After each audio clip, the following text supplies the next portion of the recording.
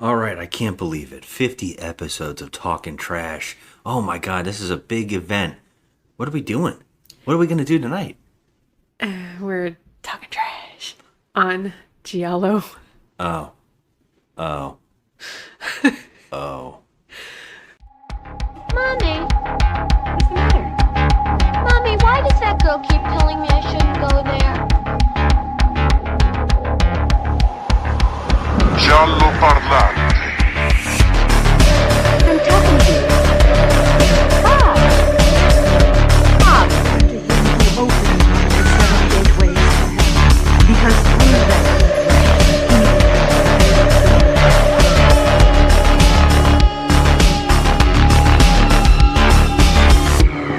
Proprio un altro filo notte. Oh, this is. I mean, you gave me free range, so I picked Giallo as my genre. And so it's Giallo July. Yeah, in July, you have took over the reins of the show, and we are doing Giallo films. And this is the 50th episode, so it's a big one. It's a big deal. We're going to talk about something great, right? Sure. No.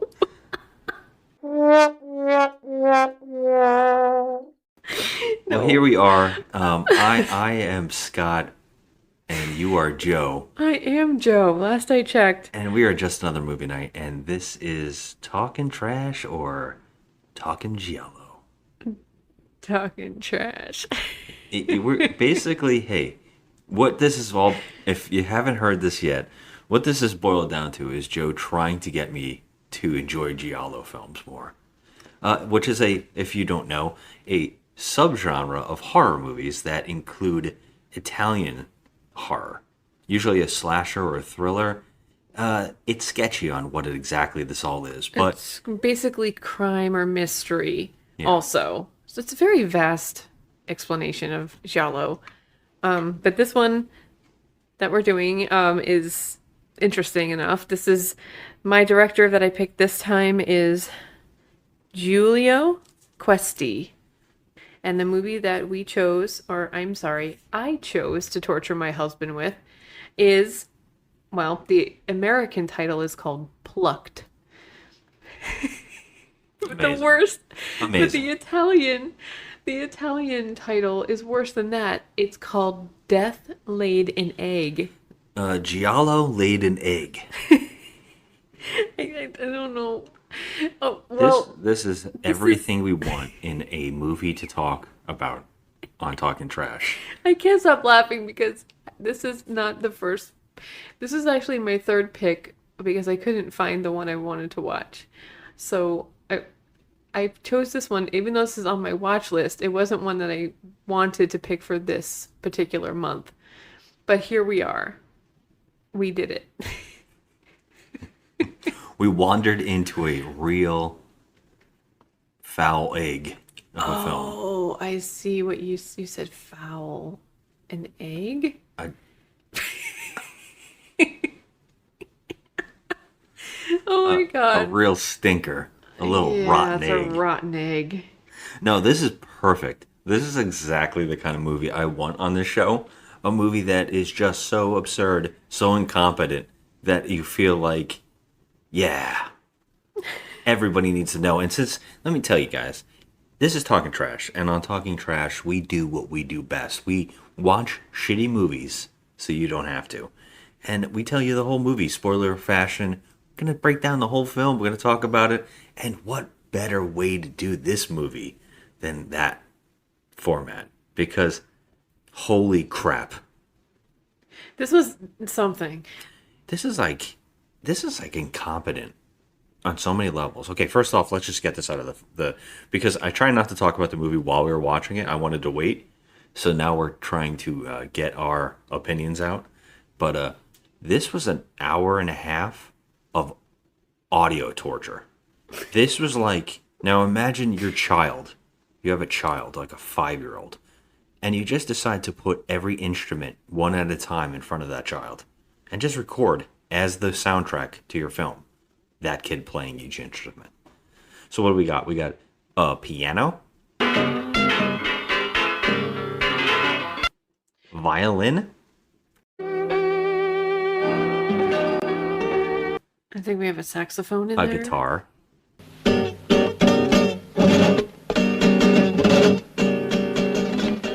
I don't know about the sax. I thought I heard some hot sax. It might have been a xylophone.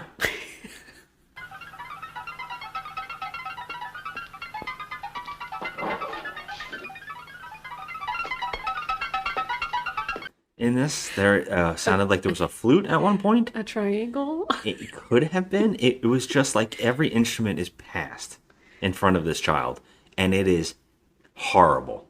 And that's what they passed the soundtrack. And what's worse, they love to jack it up over the dialogue. Yeah. There's a scene where the characters in this movie own a chicken farm, thus the title of egg, laid an egg and plucked.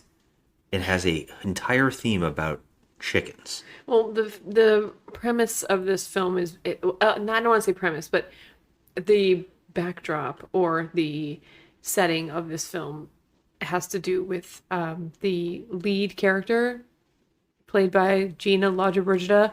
She actually owns a chicken farm. Yeah, and so that's kind of a backdrop. And there's a part in this movie where they actually torture the chickens more by playing the soundtrack to this film at them.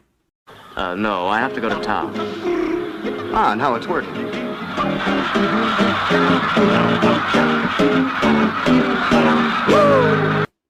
Which I was like, you're torturing us. Are you mocking us, the audience, as the chickens in a coop ready to be slaughtered?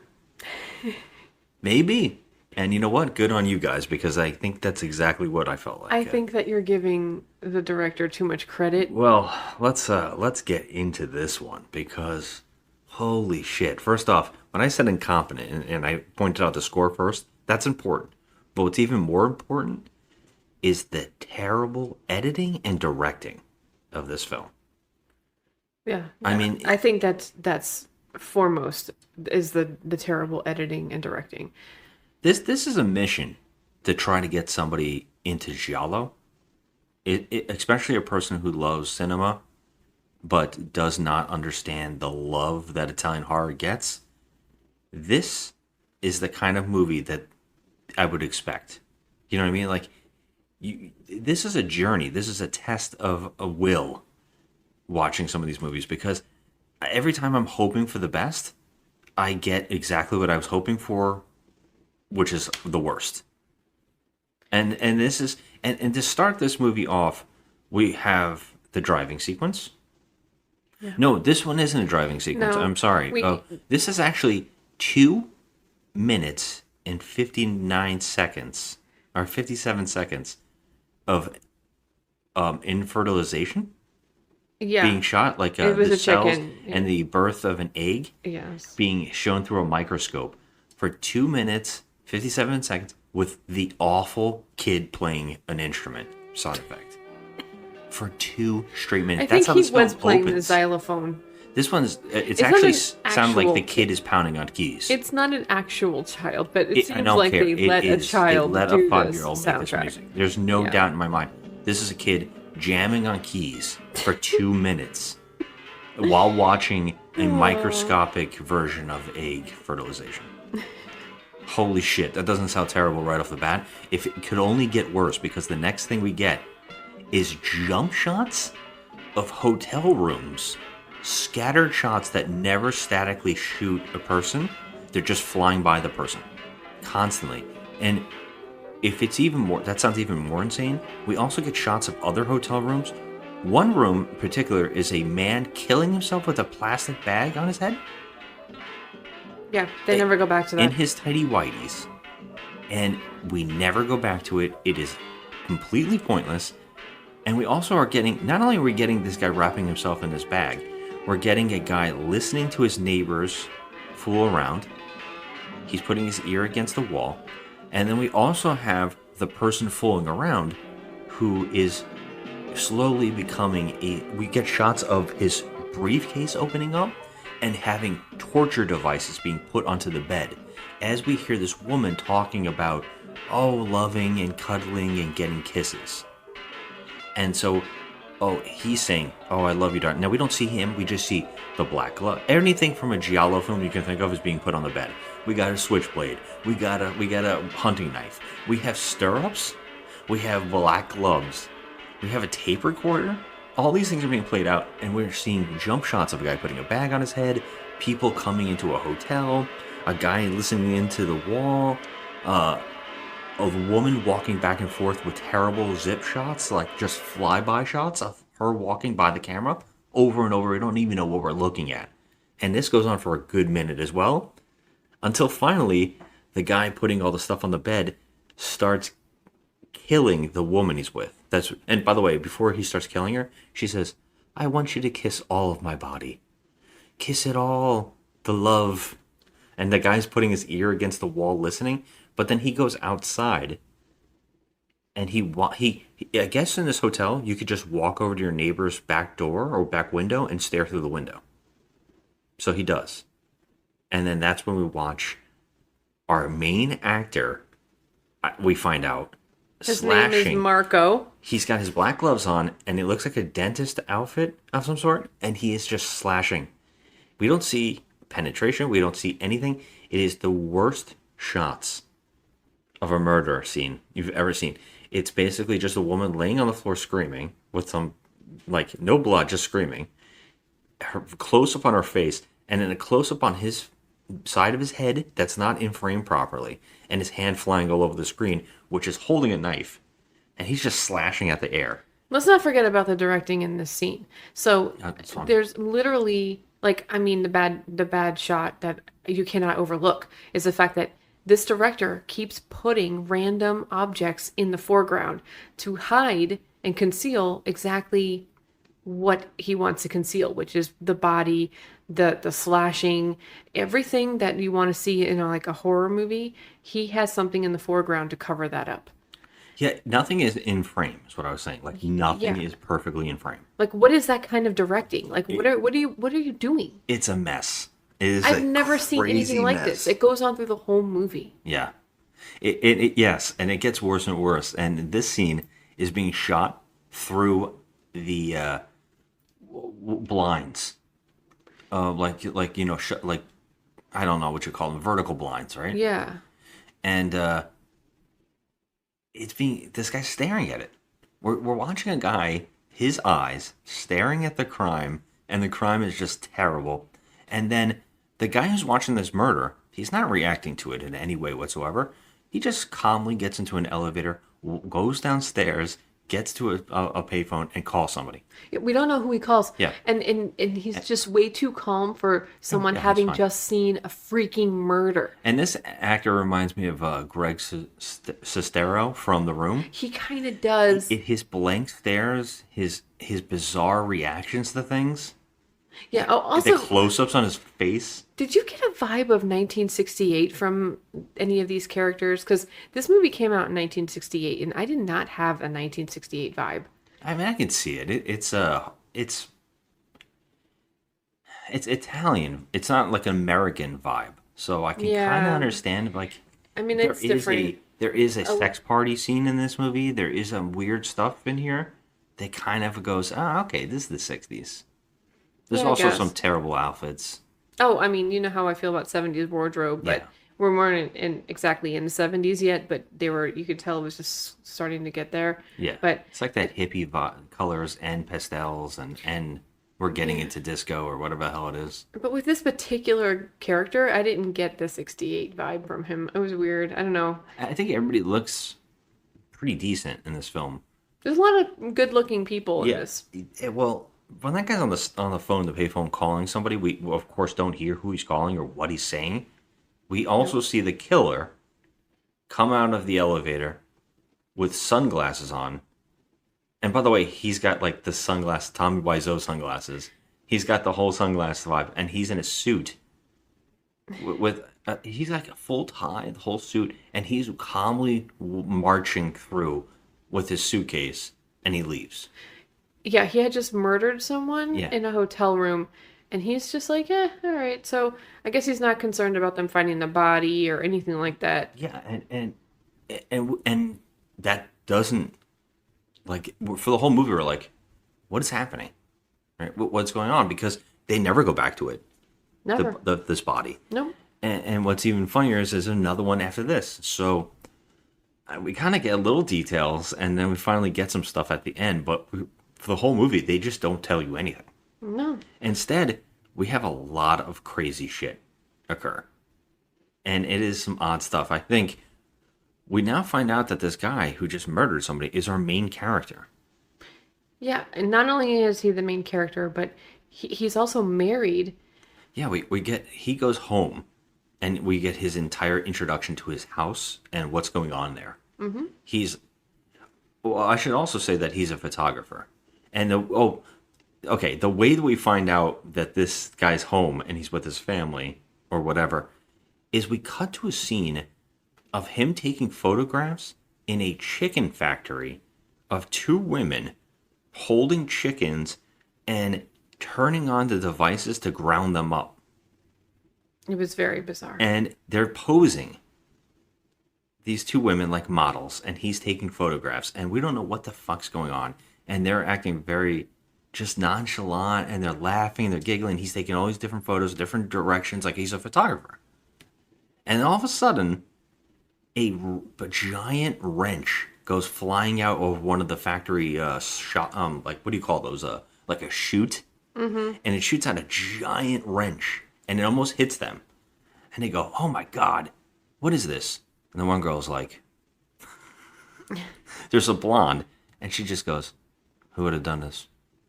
So casual. Could have gotten us." Somebody put it up there. Just what are you getting? I said somebody put it there. They did it on purpose. They wanted to kill us. That should be obvious. They meant it to fall. I'm sure they didn't mean to. I'm sure of that. They did. They put it there on purpose. I wonder who. So casual. We find out that these two people that he's taking photographs of, one of them is his wife, and the other one is his wife's cousin, the beautiful blonde. Yeah, but before we get that, the woman, the older looking woman, she says, "I think it's the workers. The workmen did it. They hate me. And they're outside. They're just watching us." And you're like, wait a minute, what?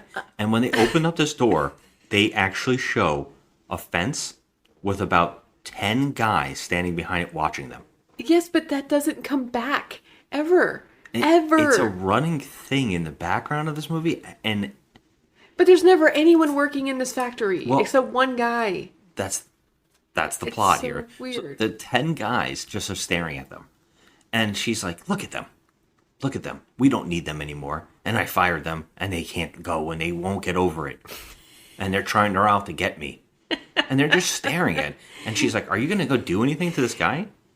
And the camera guy's like, "No." And he just shuts the door. There's nothing that, I mean, they don't come back. They don't, like, try to, like, burn down the chicken coop or anything to hurt her. But she just, like, fires them. for She no thinks, reason. well, that's the plot. Yeah, that's a weird plot point in this movie. Well, first off, she thinks that they tried to set her up for murder by putting a wrench in the chute to fly out, although they're on the other side of the fence. Right? And then he's like, that's, and they're not in problem. They're no problem. So he like moves on. Then maybe we would have been left alone instead of persecuted. Anyway, thank God they've gone. And good riddance.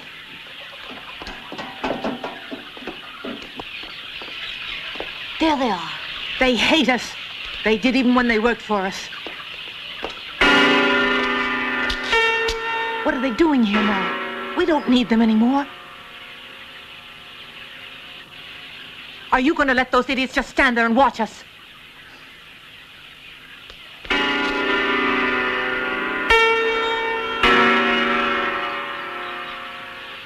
But we find out here that, like you said, the older woman is his wife, and she owns this factory. Mm-hmm. This is her factory, a chicken factory. And This is on their land. their house is built on a giant chicken farm. they're all locked up in cages. This is Yeah, Peter's it's a- worst nightmare. It's like a chicken. It's a chicken farm. Oh, They have and a whole company. I would be completely amiss if I didn't mention Remiss. I would be remiss if I didn't mention the fact that when they're posing for photographs, she is holding a dead chicken like it's a joke at like a comedy farm. I Like thought it was a rubber chicken. Steve Martin would have had in his act, like Yes. wiggling around a fake dead chicken through by the neck. She's holding it up, Real though. and she's so happy to be posing with this dead chicken. Ay. All I kept thinking was, "Holy crap, PETA should not be told about this."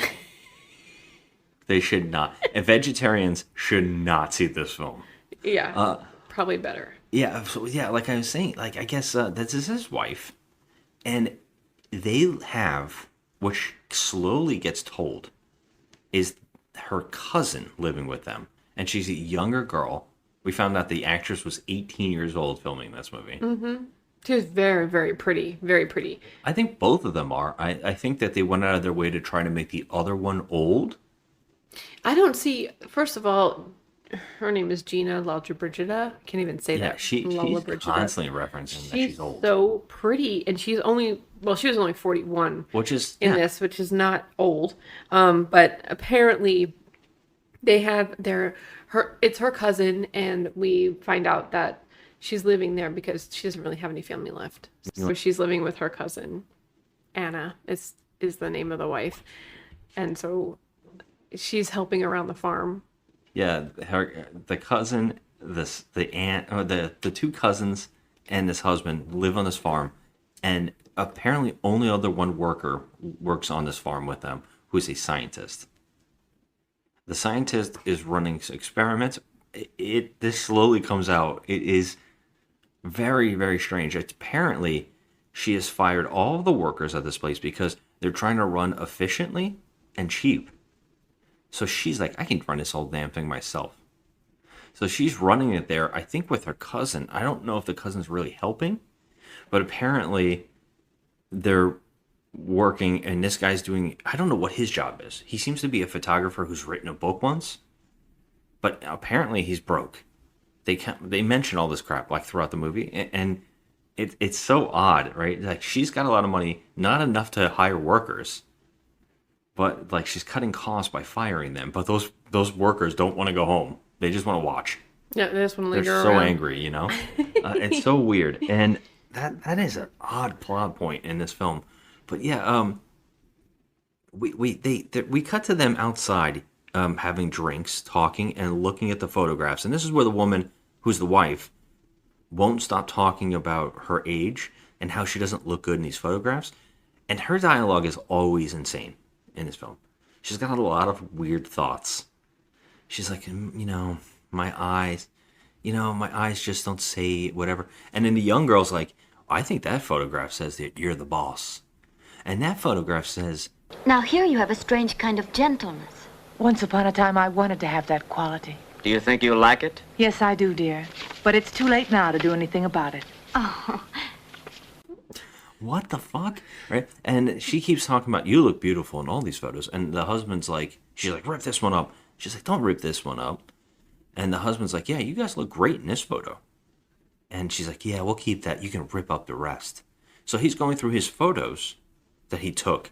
And one of the photos is somehow of himself putting the wrench in the slot to shoot out. I don't know how that even occurred. So I don't know how he took the photo of it, himself doing it. I mean, he was taking photos of his wife and the cousin at the time. Yeah. But he somehow got an action shot of that happening. Yeah, he's actually looking at the photo like, whoa. Yeah. Who's so taking this? He ran into the house and said, oh, I have to make a phone call. And he got rid of that photo because it's so incriminating. It looks like he tried to kill them. Which I think he did. I think he tried to kill his wife. I think he did too. And I think that's explaining. I think that the person who took the photograph was the blonde, because she made that really terribly acted, yes, I wonder who did it. And I think they were trying to say that she took the photograph, that she saw it. Yeah. Well, right from the beginning, I felt like there was something going on between. Well, yeah, the next two. scene is like absolutely telling you that's true. Yeah, but like from the beginning, I just was like, okay, this hot young blonde is living there, and I don't know. It just seemed a little too much. But I feel like everything was too in your face, and the dialogue with this couple, with the wife and the husband, it just seemed like they didn't even know each other. It was just weird. So I was like, oh yeah, something's definitely going on here. Oh my God, it's wild. At night, and he goes, like you said, he rips up the photo, pretends that he's hiding in the other room, and they're told. I guess the wife comes to the door and knocks, and she says that there was a man looking for her, came to the house and was looking for him. Looking for him. Yeah, and he's Yeah. like, "Did you get a message?" She's like, "No," but he said that he'd be back. Yeah. So that's okay. So that's a little whatever. Yeah. But In what's the in the middle of the night? well, they actually go to bed, and there's just some crazy dialogue in this Yeah, sequence. I'm a little confused. So in 1968, I was asking you, do people sleep when you're married and slept in separate beds? Well, we were talking about they seem like they were in their late 40s or 50s, and so they're from the 50s and the 40s. So They maybe didn't seem that old. they're not young people. They're But not I mean, like 20 somethings in the 60s. it's 1968 though. I mean, I feel like in 1940, early 1950, they might have, slept in different beds. But I thought it was so weird. I was like, okay, this is planned because obviously they hate each other. Yeah, maybe that's what that is more. But we get a whole shot of her. She's undressing. They don't film her. They don't show anything with her. But they're basically getting ready for bed. And all she keeps talking about is how sometimes she looks at her cousin and she just thinks about her slowly being ripped apart, piece by piece, just because she's so beautiful. And then being put back And together. then she just gets put back together like a doll. She won't stop. She won't stop talking about cutting her up. How beautiful the cousin Gabrielle is. And then she just has these visions of like she thinks she's so beautiful that she just wants to take her apart. That She is just wants to take her freaking apart. weird, okay? Yeah. It's just weird. And he's like staring off into the camera. They lay down in their beds back to back. They don't want to look at each other. They don't say goodnight. And he's just like, yeah, that is some weird thoughts. I wonder why people think this way and feel it. I'm interested in that. I was noticing Gabrielle today. We were down at the pool together. Gabrielle, what does she have to do with anything? Her body seems to be made of separate parts, beautifully united, but still each one perfected to be separated and put together again. You make her sound like a toy you can pull to pieces and reassemble just for the fun of it. You might kill her in the process. It wouldn't be to destroy her, but to remake her. A different way every time. That's pretty abstract. There's nothing abstract about Gabrielle when you see her nude. She's put together so nicely, her body and her pretty little face. Her body's so neatly formed that every movement she makes is graceful and cool. It's her youth. I'd love to take her apart at certain moments when she's laughing. Or when she's been drinking. Or when she pretends she's serious and doesn't smile. I wish she would always stay like that. Never change. She's so young, she's not aware of herself yet. Other people will soon make her aware of what she is. I had a strange dream the other night. Gabrielle was stretched out in her bed, motionless, as if she were dead. How absurd. And then Okay, they good go to night. bed. And so but like the thing is that they never touch each other, they never Yeah. kiss each other. They're complete strangers. That's what they act. so strange with Yeah. each other. And in the middle of the night, he's woken up by a sound of a car starting, and we see outside that it's the guy who saw him murder somebody in the opening, getting into a car and driving off. Yeah. So he gets up and he goes to Gabrielle's room and he's calling out for her and he pushes the door open and she's not in the bed. So he goes around looking for her and he goes outside, but for some reason doesn't he go to the chicken coop? So he goes to the chicken warehouse Yeah. in the dark and stumbles around in the dark and knocks over scientific lab materials. And this is one of my favorite things I've ever seen someone do. He knocks over, I mean, literal liquids coming out of like test tubes and Yeah, stuff. so this is like test tube liquids, and he tries to clean it up with his bare hand. So he tries to scoop the whatever it was. It looked like egg yolk. It does. So I think that's what he was scooping up. He scooped it up with his hands. He tried to scoop it up with one hand. He didn't push it into his other open palm. No. He tries to wipe it up with one side of his hand, and then hilariously takes the other side of his hand, the back side, and wipes it more. This is how this guy cleans up a spill. I'm like, okay, this movie isn't. This is a movie that if you told me this was aliens making a film thinking they're trying to pretend to be human, I would believe it. Oh my like God, an that is android. so true. That is so true. But like the funny thing about this scene is that he breaks so much shit and things fall over and test tubes fall on the floor and break. And he's concerned about cleaning up egg yolk with his one hand. And then you see him next in the bed clean. Like he's just, back in his bed after that. Well, yeah. Well, he actually picks up what I laughed because I think it was the test tube spiral. Oh, and yeah. I thought it he was was going to suck it up. I was like, what is this, a silly straw he just got? Yeah, it but was he like- just sticks the tubes back in. Everything's fine now. Just stick everything's it all fine. back in. And he acts like the scientist guy who runs that lab is not going to notice any of this. Yeah. So It was ridiculous. He gets back in bed, and I guess the next day we find out. Well, he wakes up, and his wife is out of bed, and then he walks down the hall, and he sees that blonde's room is also exactly the same way in the middle of the night. It looks like it wasn't slept in. Yeah. So he goes outside to the pool, and he's always wearing a full gray suit, tie, black sunglasses. That's that's his costume in this movie. And he walks outside, and they're both outside. And she's typing, and the other one's dictating names. Yeah, so like she's creating like a party list, and the husband's like, okay, what are we having a party for? And she's like, oh, it's just gonna be like 20, 26, 27 people, nothing major, whatever. So she's reading off names, and for whatever reason, and we still don't know, he goes over to the cousin, the cute blonde cousin, and whispers something to her, and he starts typing on the typewriter. He types her a message, but we couldn't see it because it was in Italian. We couldn't tell what it was. Right. It would be nice if the freaky movie would tell us what it said. Not Yeah. that it really matters at the end of the day, but that's the moment where I was like, okay, he typed her a message on that Yeah, they have some letter. kind of relationship. Some shit's going on. They're banging. Whatever's happening. Yeah. It has to be. Because he doesn't even say anything to his wife. He doesn't kiss her goodnight. He doesn't say goodnight. He doesn't even sleep in the same bed with her. Yeah, he's also a murderer. Oh, yeah. That little tidbit of information. He's a murderer. Yeah, he murdered someone in the open in this film. So and he's also unlikable. And I would also say, I don't know who overdubbed him, but man, does it sound like John Saxon.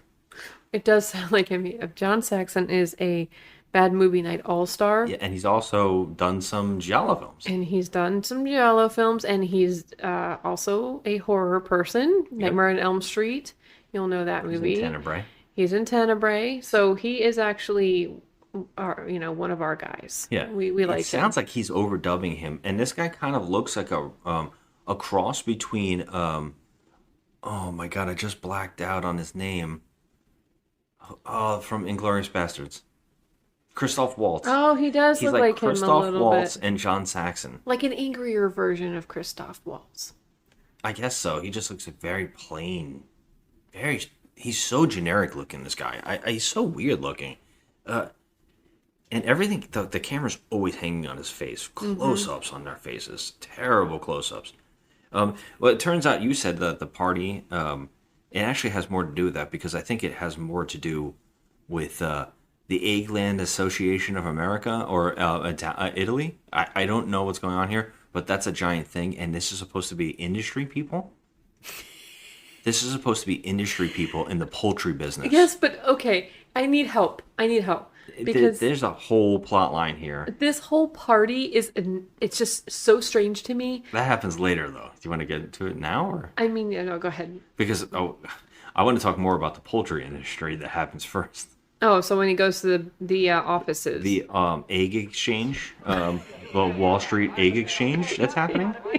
It is like a Wall Street. I don't know what in the fuck is Like happening. egg stock. There's actually a giant egg statue in the middle of the room, and people are screaming at each other, buying and selling. I'm late. How's the market? Nothing out of the ordinary. There was a slight drop, but it's holding steady now. Yes, so they're part of this business obviously because they have this egg farm. So they're all in competing, like they're all in like competition with other farms. And I guess their farm is doing pretty well because But she fired everybody and they cut their costs. yeah, it seems like she actually has money the way she dresses, Oh, the wife. she's got money. So they, they're well off. Oh, yeah, that's like referenced in this. But Yeah. why would she leave him in charge of going to these meetings? It makes no So sense. they called him, and he has to walk through the egg exchange. And there's buy, and this one guy's just like, I'm buying all, I'm buying everything. I'm buying everything. And we pass by, every picture on the wall is of a chicken. It's like that There's one chicken scene. art everywhere. It's like in Ferris Bueller when Cameron's doing the stock. They're watching the stock guys doing the Yes. trading, and then he's doing those hand movements. That's what I feel like this scene is. Without a doubt, it is batshit crazy. I It mean, is. the fact that everybody in this movie, every room is decorated with chicken art, and then there's chicken statues and people screaming about poultry. Amazing. It's And like this this- is like a comedy. This whole It is. It really is. Especially like when they zone in on the chicken's face on the wall. they do it's this like he's weird zooms judging at you. Yes. And he crosses this room and goes into an office, and apparently he has a meeting, and this is a room full of people talking about the poultry industry and saying that we need to get poultry in every room in every household. Poultry needs to be more important. The difficulty we face is that no one knows poultry. People must learn the truth about our product, and it's up to us to see that they do learn. Poultry must become a staple in every diet. We've got to utilize our publicity as if we were dealing in politics.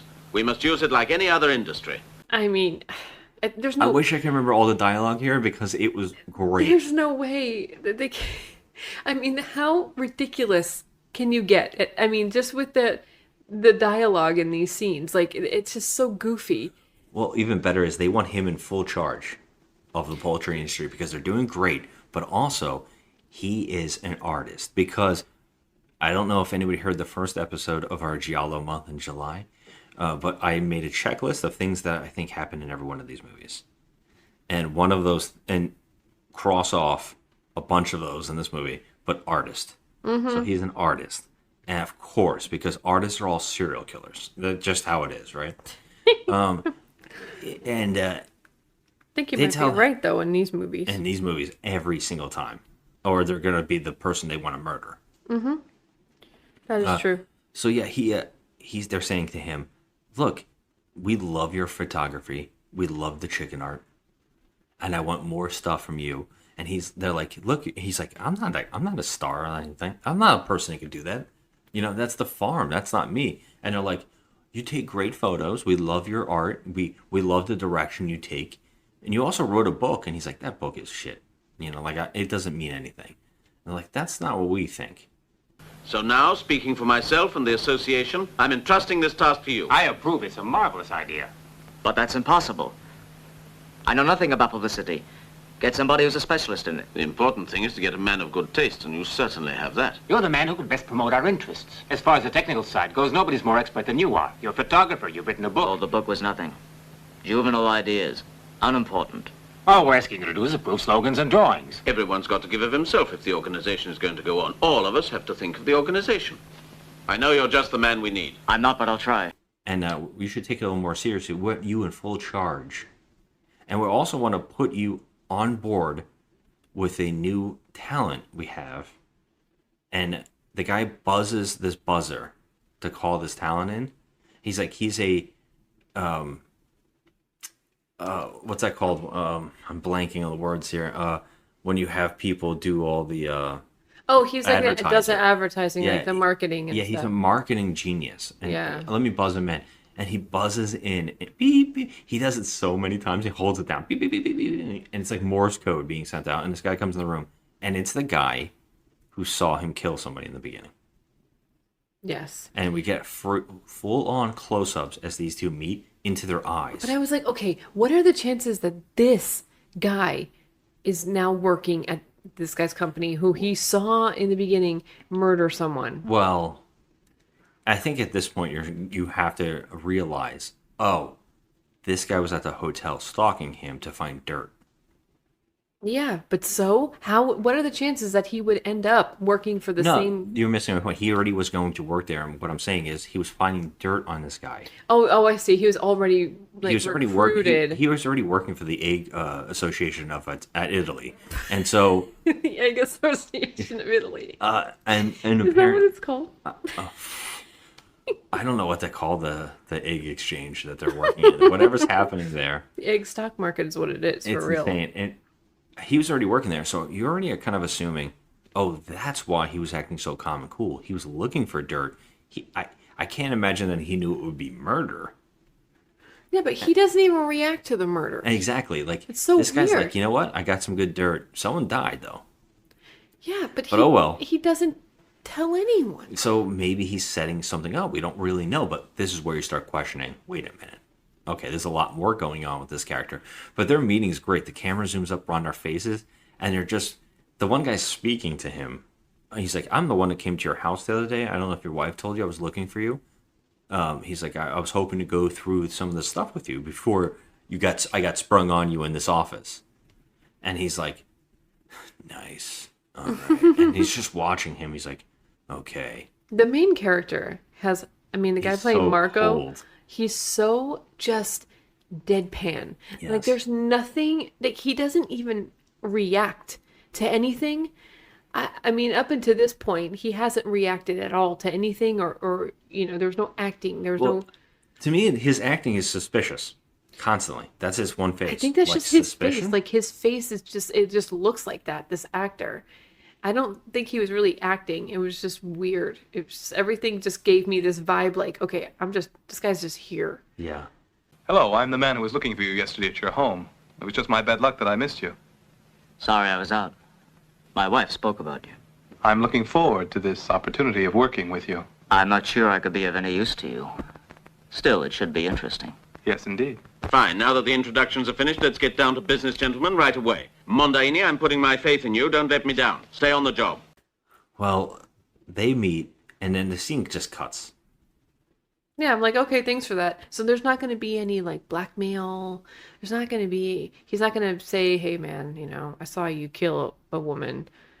And, if you don't give me such and such amount of money, or, he doesn't even try to do that. Yeah, the whole movie is very basically us questioning, okay, this murderer, what's his deal?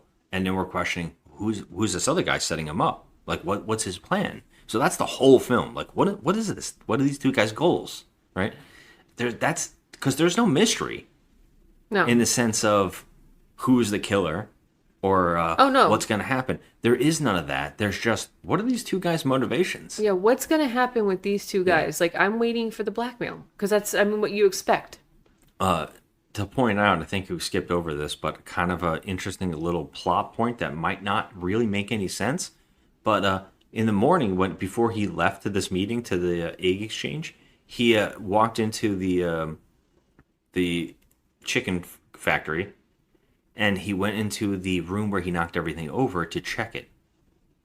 Oh, and yeah. he finds some pieces of the broken glass, and he cleans it up, and then he also finds what looks like a shirt or a piece of fabric that has strange hieroglyphics on it. Yeah, it's very strange. I personally wouldn't. It was a scarf, but I personally wouldn't wear a scarf that looked like that. I It was also weird. couldn't tell it was a scarf when I first see it. It looks very thick. It looks like a rag. It does look like a rag. It actually did look like a t-shirt. So he kind of like hides it. And that's when we were introduced to the scientist. And he's like, he notices that he's in the room. And he's like, why are you in here? This obviously is his room. He's the scientist. And he's acting very strange. Yeah, right off the bat, I would have been like, dude, did you do something in here? Because this shit's broken. Yeah, and basically I think he says something to cover his tracks. And the scientist is like, okay. But the scientist is very wary of him. Yeah, he's suspicious Yeah, from very second one. suspicious. Yeah. I think there was something wrong with the machinery, that it needed to be switched. That something's going on with the machinery where it clicks in at a certain time, because he's like, I think the machinery is not running. It should have already been running. I'm going to have to go reset the whole thing. And he's like, I think it's smart what your wife did about getting rid of everybody else because now we could just focus on what we need to focus, and we can find. I'm close to finding out how to perfect the chickens. Yeah, so what they're doing is they have this big vat. It's like a huge feeding vat that they put like the chicken feed in, and it goes on a conveyor belt and feeds all the chickens. Yeah. So that machine is, he had to go in and do something He had to to fix reset it, but that it machine. started up right before that. And he goes, "Oh, it started. It must be on some kind of timer." Right. So the husband leaves, and we see there's a scene of the wife comes in and talks to the scientist, and he says, "I'm a little concerned. I found him in the laboratory, and I'm a little worried because I noticed some stuff was touched, and I think somebody was in here and messed up some stuff. And I'm not calling anybody out. I don't know if it was him, but what I have to point out is that the radioactive material that I was working on was touched, and it could mutate the chickens if someone human hands unwillingly touched it." No, it's just that I have the impression that someone has gotten in here and searched through my experiments, and I wanted to know if you knew anything. No, I don't. Nobody I know of has gotten into the laboratory. These flasks contain a culture treated with radioactive particles, and even a minute mistake would be more than enough to ruin the next brood completely. Why, I just can't imagine who'd be prowling around in here. So when he said that, I was like, oh my God, are we going to get like I thought we were going to get Blood Freak. radioactive, like, like a giant things chicken killing, man. Like things killing. It was going to walk around and like start killing. The chicken was like going to come to life, like, hardcore murderer. I didn't know what was going to... when they said that, I was like, what a strange plot point I had not expected already. I mean, okay, here, the name of the movie is kind of like, yeah. I mean, plucked, but, death laid an egg. It made me think that, oh my God, this is going to make a huge turn. This is going to turn into a radioactive chicken that's like mutated and crazed, and he's going to start killing everybody. I was That's like, why I brought holy up Blood shit. Freak. That's the only movie I can think of that actually has a mutated chicken monster. Oh my God, it's amazing. I think he's a turkey in that movie. I was like, I was like so excited. I was like, oh my God, this is going to be amazing. No. No. Yeah. So apparently that can change the chicken's DNA, and that what he's working on, it could have been bad. And and of course the wife asks the husband, and the husband's like, no, I didn't touch anything. She's like, okay, I'm not accusing you. I'm just worried. I'm just worried because, it's some radioactive materials and it could mess everything up for us. No, I didn't do shit. Well, he goes out to a luncheon by himself, and this framed shot is terrible. They put his face right behind a bush, so it's only like half of it, and it's right on the left-hand side of the screen, so it's not even centered. Well, we said this goes on through the whole movie with the foreground item. Just terrible. And what turns out is he's meeting with the blonde, the cousin. Yeah, which we knew something was happening there. And it turns out she's wearing the hieroglyphic scarf on her head. And he like takes it off. He grabs it off. Grabs it. Yeah. Forcibly grabs the scarf. He goes, "Where did you get this?" Yeah. And he like starts freaking out. Like, she's like, "Oh, Anna gave it to me." Anna, his wife. And the weird thing about this is that you made mention that he did pick up that scarf. He has it in his pocket. He's actually looking at it before she drives up. Okay, so how did she get it back? Exactly. And how many copies of this scarf does she have? And what's even better here, because we have to point this out, is she looks around at the people at this place and she's like, how quaint, how weird of a place. Look at these people. And she goes, I'll have an ice cream though. Right? So she gets an ice cream, and we have to watch shots of women eating ice cream staring at this camera. And then she starts eating her ice cream in the most bizarre way.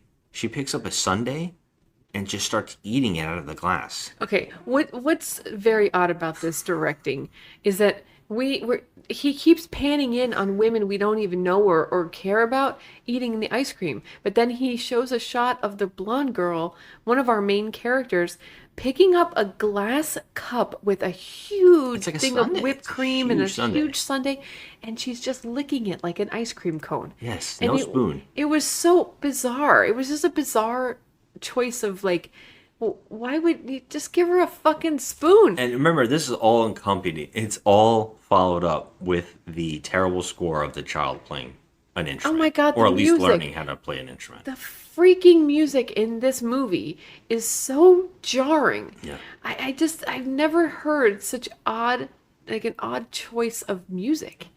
It's just bizarre. Yeah. So these two idiots are having lunch, which here's the big reveal. We know, right? He was looking for her in the middle of the night because they're having an affair. Yeah.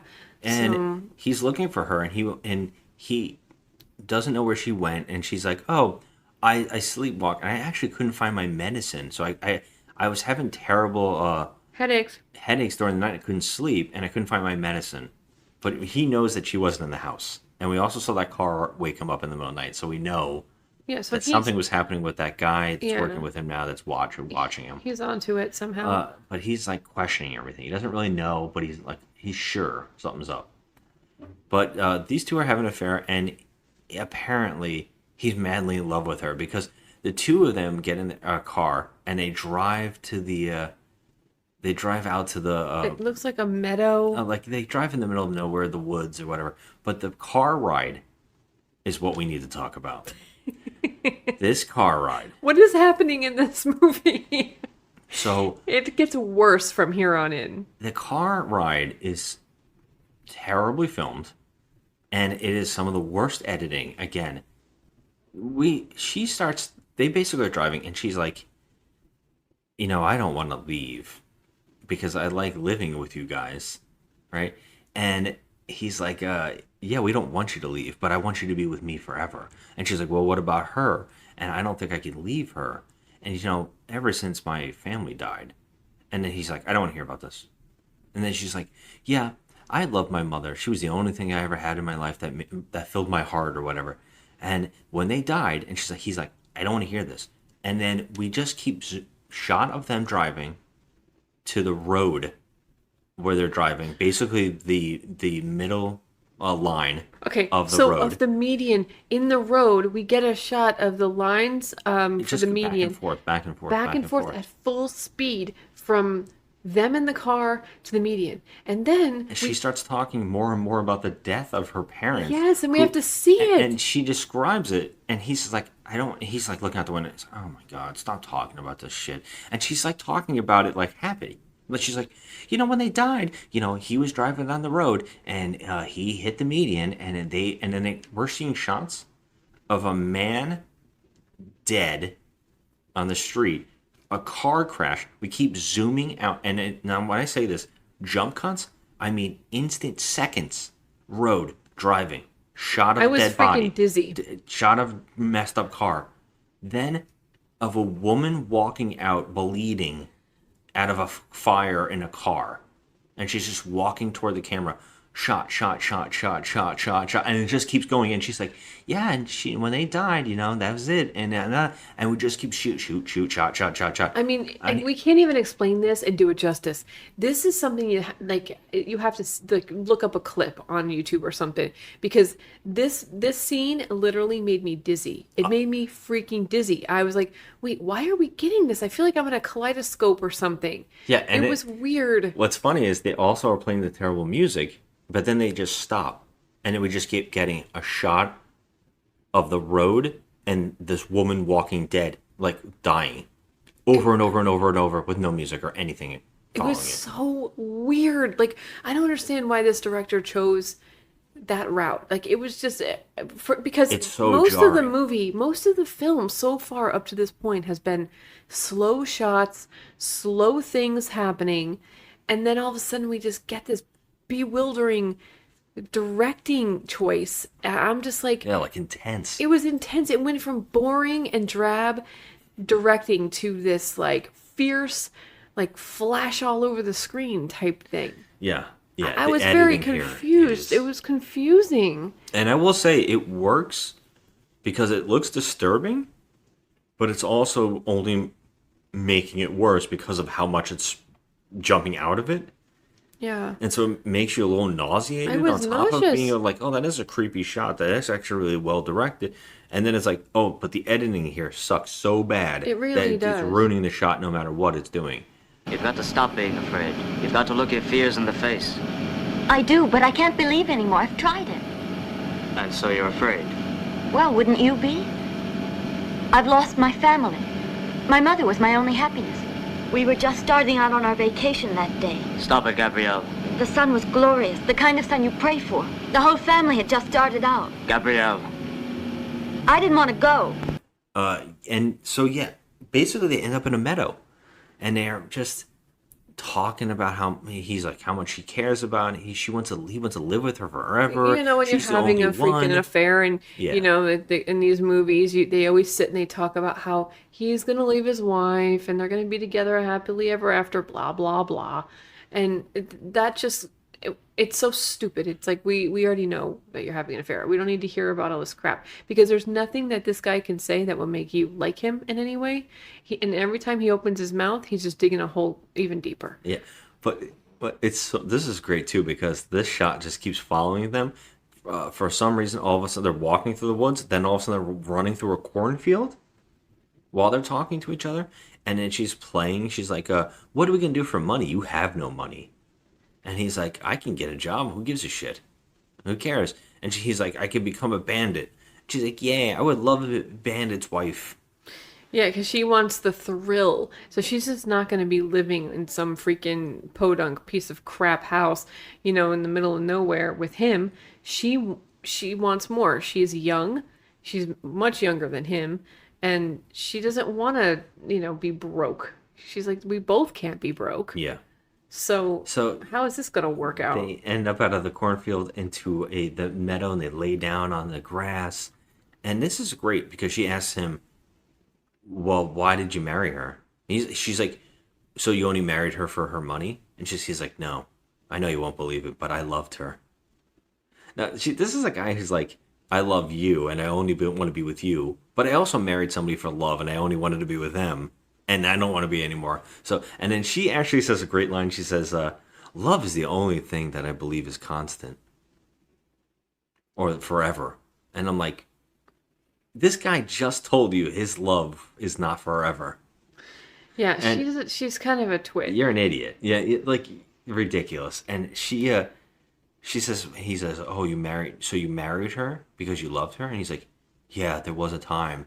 And then we just get shots of him and his wife having sex while jumping to them talking about it. Yeah, so we're supposed to be in his mind. This is like his mind. He's giving us a flashback while he's talking no about words. it. No With no words. words at all. Like Just them they're- talking, but with no words. Yeah, it was him talking, but but the flashback that we saw was him and his wife having sex. And It was you were okay. like, "Oh, she's sleeping with someone else, so she's cheating on him." And I'm like, "No, that's him." I thought that what they were, I mean, it would make more sense if while he was in the meadow talking to her about She was if getting it she on. was Yeah. getting it on with someone else. That would have, Unfortunately, not. but that's not what happened here. Yeah. And, you know, I felt bad for the wife at the end of the day, but whatever, you know, because she married this idiot. But Yeah. whatever. Yeah, and then this idiot, the blonde, is with him for some strange reason too. Yeah, makes no sense. Like, she's one of those people you could tell how young she is, young and dumb, because she actually thinks that he's going to leave his wife. And And she, Really? yeah, he keeps like, "Run away with me," and she goes, "No, nah, no, no, I'm not into no. it." Yeah. And they actually drive back into town, and he's like pissed off about it all. So he like jumps out of the car and walks off. Of course, when he goes and walks off, he sees a storefront window with all the scarves. Yeah. Okay. And I it's the need same help design. with this scene. This scene, I don't understand. I need help with it. He sees, okay, the whole entire fucking storefront window is scarves, the same exact scarf. And he's so fascinated. He's like asking everybody, "What is this design?" And everybody's like, "I don't know what the hell I don't know what it is." No, no one even, and then he sees this woman Who's the woman that he killed in the opening? through the window. We're like, oh my God, he's having some kind of flashbacks. Yeah, and he seems to run after her, but as he's running after her, and they just kept showing her walking, smiling, he gets stopped by the guy who's following him, the guy he's working with now, And he stops him. He's like, "Hey, I was hoping we could talk." In the middle of nowhere, these two happen to run into each other. Yeah. In the middle of like a busy intersection somewhere. And he says, "I was hoping to go over these designs with you soon." And he's like, "All right." He's like, "Will you come with me now? Can I show you the designs?" And he's like, "All right." And now this is where we go back to the poultry fact of the whatever the hell we want to call it, the egg exchange. And he shows him his art, his chicken art. It's all chicken art. He says, "Well, you know what? I think the chickens should take over. I'm thinking we can get a chicken in every department. We got a army chicken. We got a chicken working in a chef chicken. Yeah. We got a Chickens for every single area of the office. We're like, okay, why do we need to see this? Obviously, this is the guy. Now, reminder, this is the guy who saw him murder somebody. Yeah. And he's acting like, oh, hey, Bob, let's have a water cooler discussion about this week's Perry Mason or whatever. Apparently, he's supposed to work with him and sell the chicken stuff. I don't. Okay, but why are you being so freaking nonchalant about it? You saw this guy murder someone. I have a more of a question for you. Isn't this just one chicken factory out of like tons? Yes. So why is he important? Right. I guess he was assigned to do the marketing for this particular chicken farm. How many chicken? I mean, how could this office and all these people run off of one chicken? Like, I don't know. If this is the big chicken farm and there's nobody working at this chicken farm but a woman? What is happening? She fired her staff. Yeah, I can't answer that. But apparently in this particular part of Italy, there is one chicken farm. That's the big one, I guess. And so he's been recruited to do the marketing for that chicken farm. Apparently. And while this, like, he's showing the designs, like, I'm sorry, my first reaction, if I saw somebody murdering someone, I would go to the police. Oh, this guy's taking it great. And he doesn't even say anything to this man. Like, Yeah. hey, guess what? I can go to the police any moment because I saw you kill someone. You know, like, but there's none of that. He just casually, nonchalantly talks to him about chickens.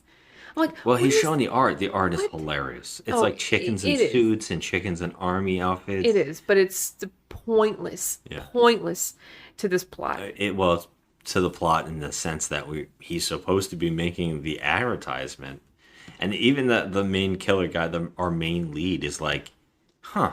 Do you think people will be into this?" And he's like, "Yeah, chickens for everything."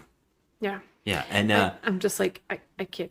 this whole situation has just gotten to our lead character, so he needs to go murder again. Yes. So what we find out now, and we didn't know later or earlier, was that he's finding these girls in the lounge, the cocktail lounge. He's getting prostitutes from the cocktail. Yeah, he's finding them in the cocktail lounge in the freaking hotel. Now, the hotel obviously knows that this is going on, that there's whores in their lounge just finding Johns, waiting for Johns to come They along like to and be called like, women of the night, Joe. oh, excuse me.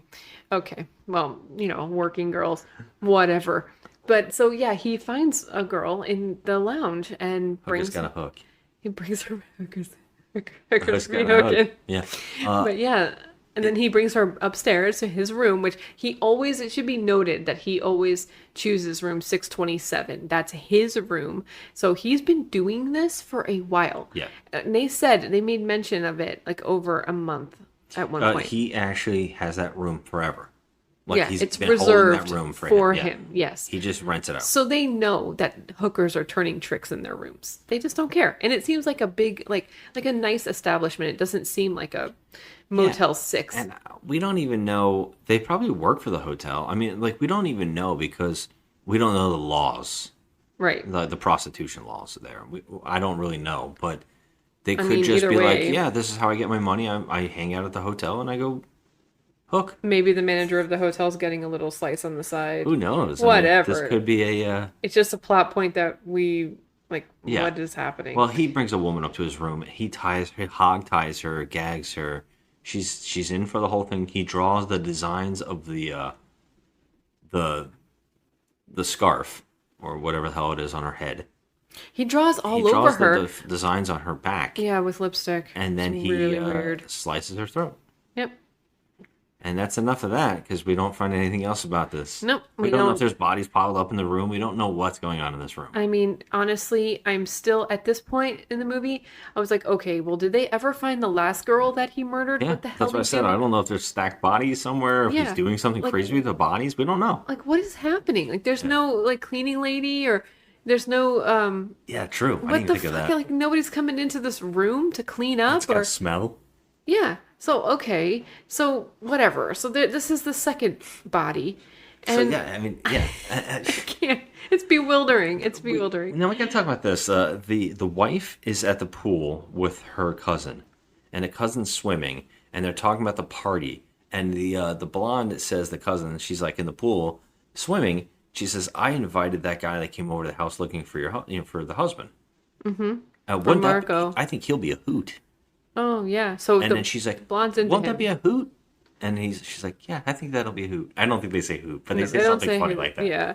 I think that would be good. Yeah. And she's just looking at her with that lust.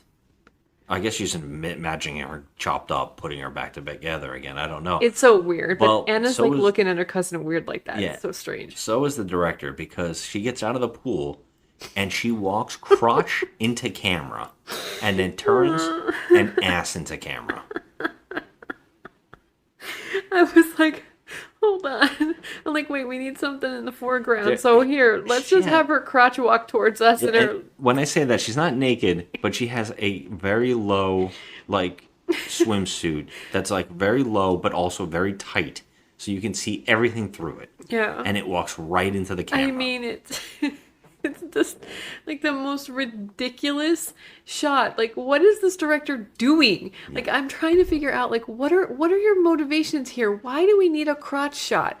Like, it just doesn't make any sense. And then like have her turn around and her whole butt cheek is just in the shot. Yeah, it's just the most gratuitous, ridiculous thing ever. But it's stupid. It's so bad. It's so stupid. I'm like, oh my God, this is the worst. This directing is the freaking worst. It's weird. It's very weird. Oh And, my God. I guess that night is the party. It's the party with all the people for the elite. Yeah. The elite chickens. This is the whole chicken association is in this place, in this party. It's jamming. And for no reason, we're just thrusted into a scene where the guy who just started working with him, the guy who's watching him, the husband, he's telling everybody that he needs a room with... No, this room won't do. There's no doors.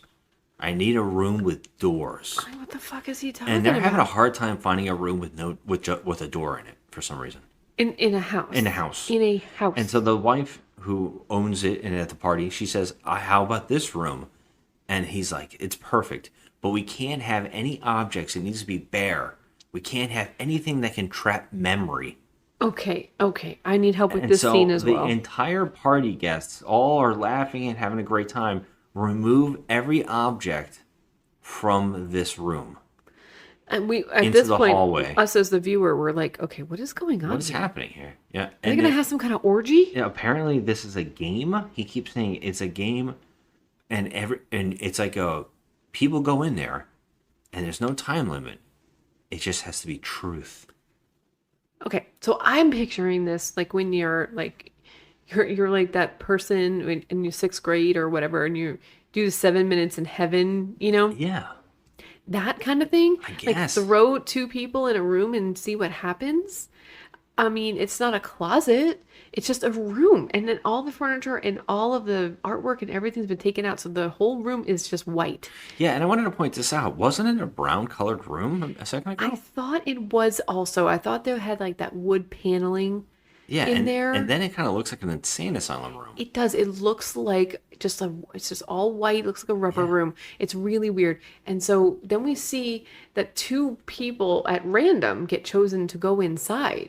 Yeah, I don't know if they're couples. I don't really understand what's happening in this scene. I need help with this. Yeah, I'm having trouble. The one couple goes in there, and a couple minutes later, they come out smiling and laughing and holding each other.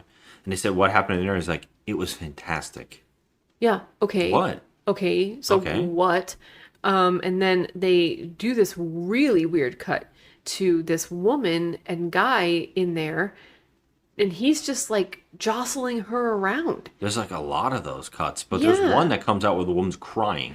And then there's a woman crying, and like all these couples, they show all these couples in there, but we don't know what the hell the We don't reasoning really is. know what the reasoning here is. What is the point of this? I don't understand. Well, we have to point out that the husband is watching the guy that he's working with now, talking to the blonde. And Right. they're whispering to each other. And he also notices that for some reason, this guy, he's wearing that bracelet that you buy, the charm bracelet that you buy your girlfriends to, for like holidays. Yeah, it was really weird. It looked like a Pandora bracelet. A Pandora bracelet. But it was weird because it looked like a woman's bracelet. It didn't look like it would be on a guy. It had charms hanging off of it. It just, for that time period, it didn't look like a guy's bracelet at all. I didn't understand that. And That they was made a wild point me. to show us that he was looking at that bracelet. And so obviously that comes back. But Yeah, but the husband, he's making it known that he's watching them and he's mad. yeah, because that's his girl and he doesn't want her talking to another but man. His wife, we also see a shot of him looking, them whispering, and the wife looking at the husband. And Yeah. she's standing right next to him. He She doesn't give knows- a shit. He no. doesn't stop looking. She knows that, he's looking over in jealousy.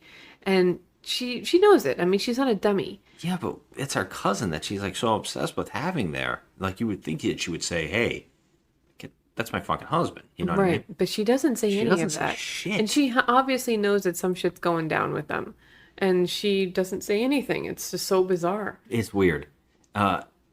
But yeah, he's whispering and she says something like, "I can't do it." And he says, "You can do it. We can do this. I know it. You have to just keep going." Right. Okay. So I'm like, all right. So they're plotting. Yeah. They're plotting. So this is going to be interesting because are they plotting against him or are they plotting against the wife? I don't. So I'm like, oh, what's okay. All right. More strange is that the husband grabs the blonde and brings him into the padded room, the white room, to have the whatever happen in there. Okay. Yeah. Can In you front of explain- all the guests. Everybody knows them. It's so weird because first of all, they're not technically a couple. He should be going in there with his His wife. wife, who's the owner of the party, the person running the party. Yeah. Then we see the two of them in this room, the blonde and the husband, and we're like, okay, what's the reasoning? Why are you in here? I mean, nothing transpires in there. Well, he tells her that he loves her and he wants this to be now. He wants to run away. He wants to do this now. Yeah, that's and he's it. like kissing on her. And then oddly, someone turns off the electricity in the house and turns off the lights. Yeah, I don't know. And then we hear a scream and we think something has happened. No, the girl, the blonde, has just screamed. And Yeah, they open up the door and the husband's mad and he comes out of the room and he goes, "Who's the idiot? Who did this who did this idiotic thing?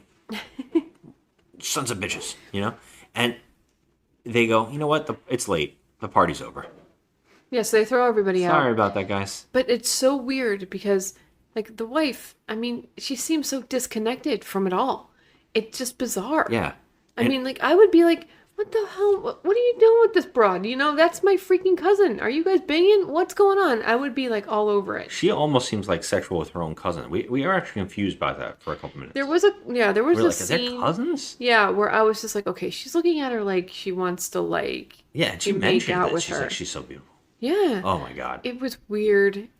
I mean, I'm not going to tell you that these characters aren't weird. They are all strange cats. What's really funny is, like, because any host will tell you, when everybody leaves and the party's left and you're sitting there looking at the cleanup, it's the worst. And that's what happens here. The wife and the blonde, the cousin, sit down and the house is trashed. But for some reason, she notices an envelope on the table and it has her name on it, the wife. So she goes there and opens it up. We don't get to see what's inside. We don't get to be told what's going on. But she goes, "Oh my god, these sons of bitches." And they didn't even leave their name. Yeah. And she's We like, don't "I'm going know to get them." what letter it is. And What she does storms it off. say? What She is storms it? off. Something about her husband. Yeah, We but, don't know. I mean, there's nothing that they don't tell us. Yeah. They don't tell us at all. She storms off. She crumbles it up. She storms off and goes in her room, and we don't even find out what was in that letter.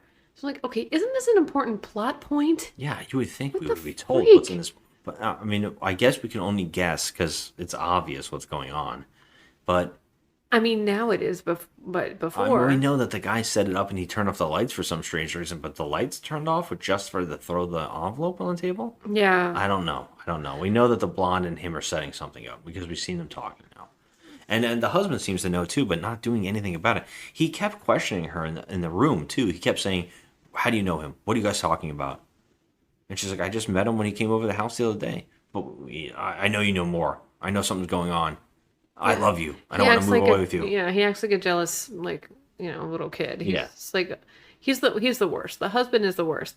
Now, mind you, we are 2 murders in at this point. 2 murders in. And this guy who's seen him murder someone the first time still has not come forward to the police and said anything. And let's face it, 2 murders and an attempted murder with the wrench in the thing. Yes, attempted murder. And Yeah. speaking of that, we have to get to this now because this is an odd scene.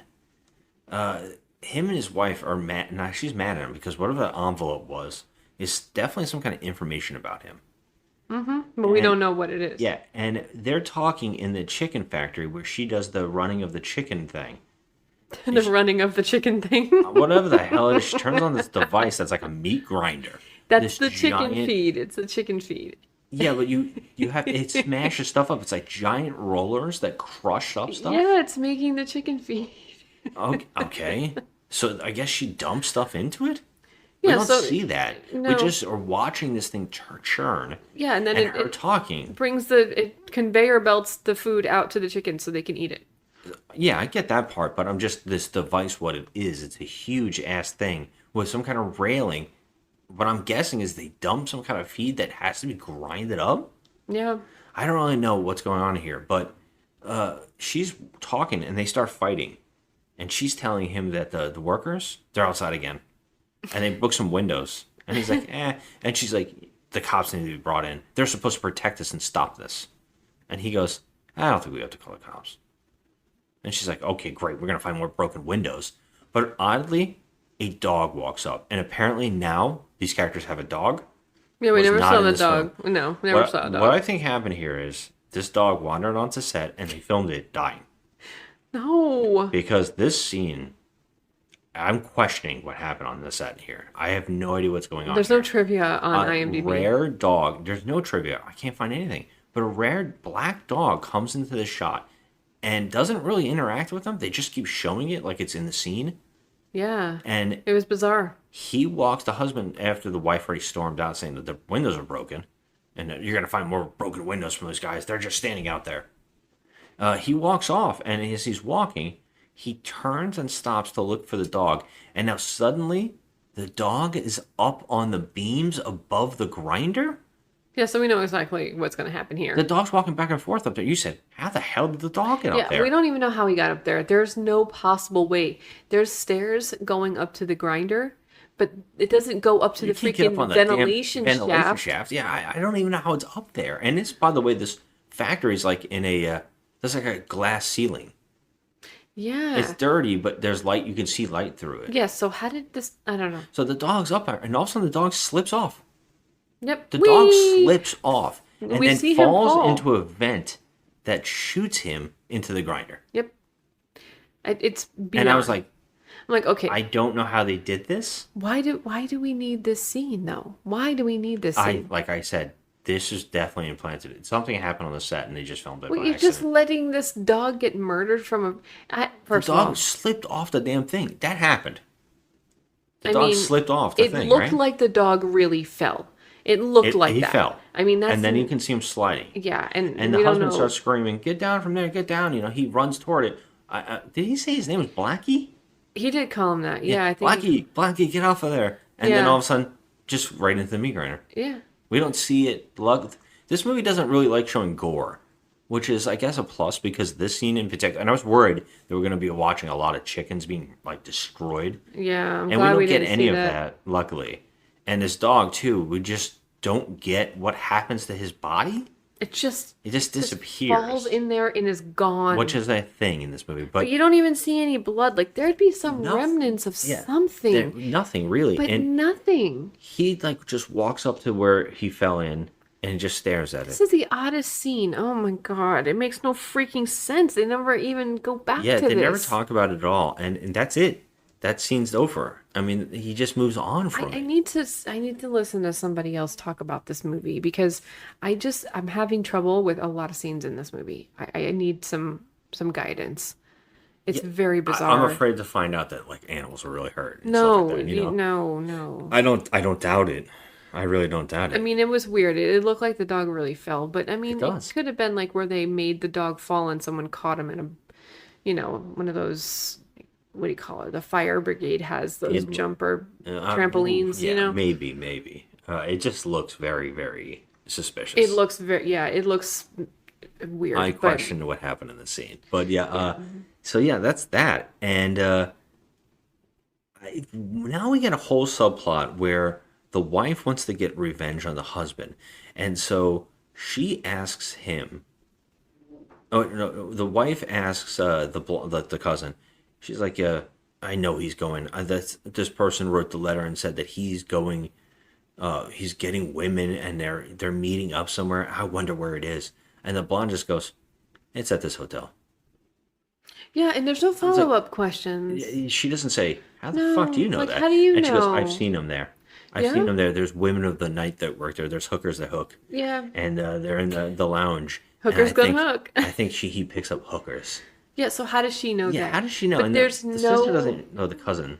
The cousin doesn't even question it. No, She doesn't. no. There's no follow-up questions. Like, okay, so this is what our plan is going to be. We're going to get revenge on him. So we are going to dress you up like a woman of the night and put you in a red wig. Now, this wig and her earrings, okay? So she had these green earrings, and I know Wilma Flintstone wears white earrings, but she looked like Wilma Flintstone. Well, this is where we see her in like lingerie or whatever. Yeah. And this is where we She has said a beautiful she's body. pretty. Like they're making her seem older in the face every time we see her, but this is the first time you see her body, Yeah. and you're like, yeah, we were like, damn, Wow. she's pretty. You know, like yeah. she's got a nice body, and she's like, they're talking about wearing lingerie, and the cousin goes, I can't wait to put you in it. Yeah, so she was like really gung ho about getting her dressed up so she could play this role of the woman of the night and bust out her husband who's been having an affair with these hookers. So this whole plan is enacted, and it's very strange the way it just cuts off. So like they dress her up, and the next scene. Well, no, we forgot something. We forgot a couple important things here. They're just looking for clothes, but before that, they want to go test out what the hookers are like. So they go to the bar at the hotel. Oh, yeah, and she that's walks right. over to a hooker, and she goes, "Do you got a light for my cigarette?" And the hooker lights her cigarette, and she walks back over. I'm sorry, woman of the night. And she walks over, and she sits back down. She goes to the cousin, "I've never seen a look like that my whole life. It's like her look is just one of torture. She wants to hurt someone and hurt herself. That's It's right. void of emotion. I forgot about that whole It's scene. incredible." And then the blonde goes, I think you'd look good in hooker clothes." Yes. Hello. Do you have a light for my cigarette? What's the matter? Just an impression, that's all. I've never seen such an expression as that one over there has in her eyes. It's real weird. I see what you mean. She's been around. No, that's not it. It was indefinable, almost a capacity for cruelty, suffering and causing suffering, to degrade herself and someone else. Lingerie is important too. Your bra and panties are almost as important as what's under them. Oh my That's god. how she it's responds to this so woman saying this weird. crazy shit to her. She's like, "Oh, I think you'd look good in that." It is so the cousin. I mean, she's so adorable. She's adorable to look at, but she's a dummy. She is so dumb, and I'm just like, oh my god, the dialogue in this is so ridiculous. Yeah. So So that's why they get an idea of what hooker clothes look like and how they can dress her up as a hooker. And so they get into that. And there's a whole scene of them trying on hooker clothes to see how she'll look. But we have another strange plot point that comes back from before, where the husband is out and he gets a phone call after, I think this happens after he kills, I don't know if he killed the third hooker or if this is the second hooker kill. I don't remember if there was a third, but either way, he gets a phone call in his hotel room that he stays at. And she says, by the way, I don't know how she has this number. Yeah, I don't know. She says, you have to get back here. Something amazing has happened at the factory. You have to come back soon. What is it? What is it? And the phone hangs up, but he keeps clicking the hang up button to see if she's still on the line. But he does like 50 times. That's just like It's like a weird movie thing. It's a weird movie trope. Yeah. They do that all the time. So he runs home to see what's going on, and he runs into the factory, and she's there, and she's like, it's a miracle. And this is where we find out that it looks like Mogwai eggs have been hatched, but on the table are these weird, veiny, bubbly looking things. And we only see little tiny shots of them. They hardly show it. And they're moving. And she says, weird. It's amazing. And he's like, what is this? And she's like, the chickens. They were mutated and they were born. We found a whole bunch of these like this. And the scientist comes in now and he's like, did you tell any? Oh, before the scientist comes in, the husband says, did you tell anybody else? And then she's like, the scientist. And he's like, you shouldn't have done that. They should be destroyed. I mean, and first of all, the scientist, yeah. Well, the scientist comes in now and is super excited. These are chickens born without heads and wings. Okay, and he picked it up. It's basically a circle with legs. And it has feet, and it was like moving. It was so creepy. Okay, so there's two things that could have been happening here. It's either that they really cut off chickens' heads because the body will still move. Oh my god. Or you can also, and this is odd, push a chicken's head in. Okay, don't say stuff like that. You've seen this too. David Blaine does it. He pretends like he takes chicken heads off, but he's actually pushing them in. Yeah, it's weird. Okay, I don't. It's a weird thing, but it's featherless and it's wingless. It was so and creepy. If you were watching, it's definitely a chicken body because the feet were moving. Yeah, I was cringed out. I couldn't take it. I was like staring at it. Oh my god, it's all veiny. Oh, so gross. The scientist is like, "We've done it. It's a miracle. This is exactly what we wanted to do." Right? Apparently, what they want is more meat on the chicken, less bones, so it's easier to get the chicken meat out. So basically, these are hormone injected chickens that are growing more meat. And so he's like, this is perfect. This is exactly what we want. We're going to save so much money because the bones are smaller and they're easy to get rid of. And there's more meat and it's going to be juicier meat. This is another like subplot. Like, why do we even need this? There's no reasoning. There's no reasoning for this. This is an odd moment. And I don't exactly know the metaphor we're going for here in this movie, but the husband basically fires the scientist, and the scientist is like, the Chicken Association of Italy is going to hear about this, and you're going to get your job. And he's like, get out of here. Yeah. And then he leaves, the scientist. And the wife's like, don't you dare do it. And I'm not gonna be happy if you destroy these chickens. Oh my God. But then she just leaves the room.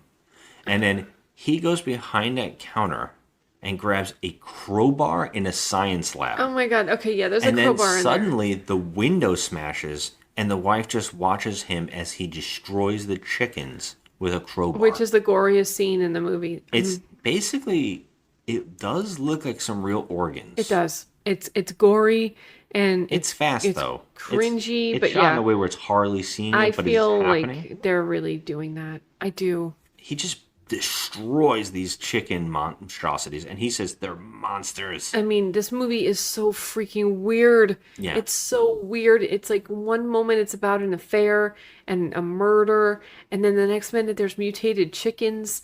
It's so freaking weird, and like a dog is falling off the thing and dying, and workers' rights. I just can't. Yes, Jesus Christ, I am baffled by this. A cousin's family dying on a road trip. Yes, and we had to see all of it for what reasoning? It's odd.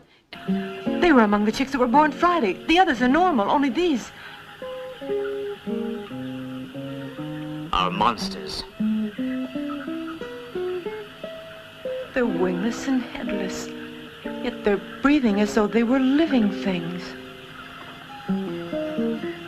Have you spoken to anyone? I called Paolo. He'll be here any moment. That was a mistake.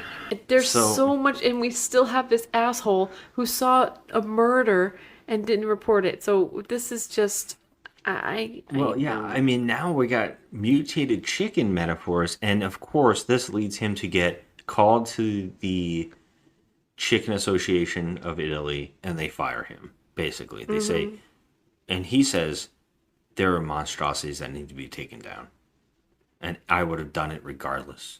And they're like, this is everything we wanted. We wanted those monstrosities because we can make more chicken. Yeah. So, and when he walks in, he's like, I think we've spoken enough. And he leaves. And as he leaves, we get a nice, big, giant, wall-sized chicken black and white photo. And we kind of aim in on kind of zoom in upon it. And we see the clock. And then we get a whole scene of him.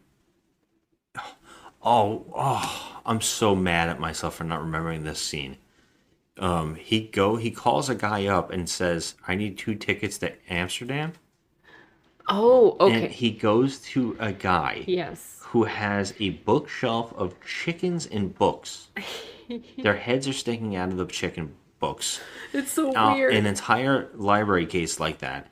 And then everything is chicken. But great is he has baskets of eggs everywhere in this office. And this guy's really out of control acting. And he's like, 2 tickets? Oh, you need 2 tickets? Well, it's word torn. And he's like, it's for my wife. And he's like, okay, well, just remember to check in. It's word torn area. Just check in before you leave. I have plenty of tickets because there are so few going. What with the war they're preparing. But I'm so glad that your wife can go. Here you are. Make sure that your reservation is confirmed tomorrow by the airlines. Thank you. Not at all.